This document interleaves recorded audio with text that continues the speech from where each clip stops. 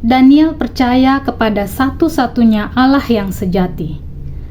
Dia berdoa kepada Allah setiap pagi, siang, dan malam.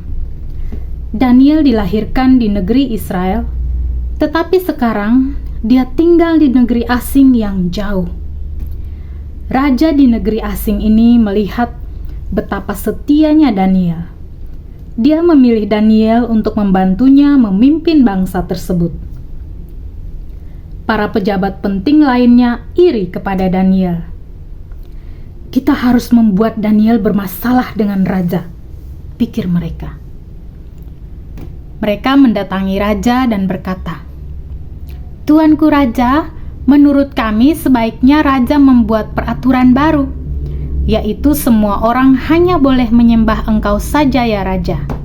Barang siapa menyembah kepada yang lain, akan dilemparkan ke dalam lubang singa yang lapar."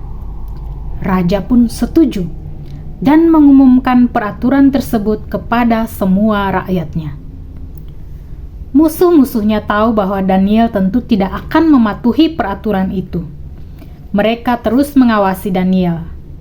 Mereka melihat Daniel masih berdoa 3 kali sehari kepada Allah.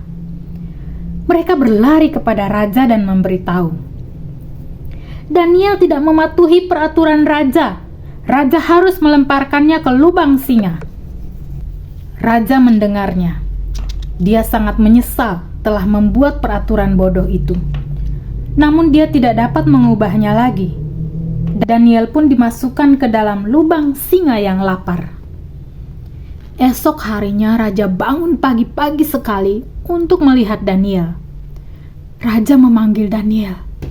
"Daniel, apakah Allahmu sanggup menyelamatkanmu dari singa-singa itu?" Jawab Daniel, "Allahku telah mengutus malaikatnya untuk menutup mulut singa-singa itu. Singa-singa itu tidak menyakiti aku." Raja sangat senang. Dia menyuruh pelayannya untuk mengeluarkan Daniel dari lubang singa. Raja berkata, "Allah Daniel adalah Allah yang benar." Berapa kali Daniel berdoa kepada Allah? 3 kali. Kapan saja? Siang, sore, dan malam. Pagi, siang, dan malam. Kenapa raja membuat peraturan baru? Orang-orang yang suruh. Oke. Jadi Daniel harus dilemparkan ke kandang singa yang lapar. Kenapa Daniel dilemparkan ke kandang singa yang lapar? Karena dia berdoa terus. Raja pikir dia hanya berdoa terus.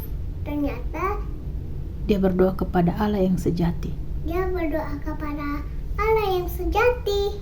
Nah, dalam peraturan itu harusnya berdoa kepada siapa? Kepada raja. Jadi, Daniel ikut peraturan itu atau tidak? Tidak. Jadi Daniel berdoa kepada siapa? Kepada Tuhan. Oke, Tuhan yang mana? Tuhan yang sejati. Jadi bagaimana Tuhan menyelamatkan Daniel? Dari kandang singa. Tuhan menutup mulut-mulut singa itu. Terus raja bilang, "Daniel, apakah kamu masih bangun? Masih bangkit?"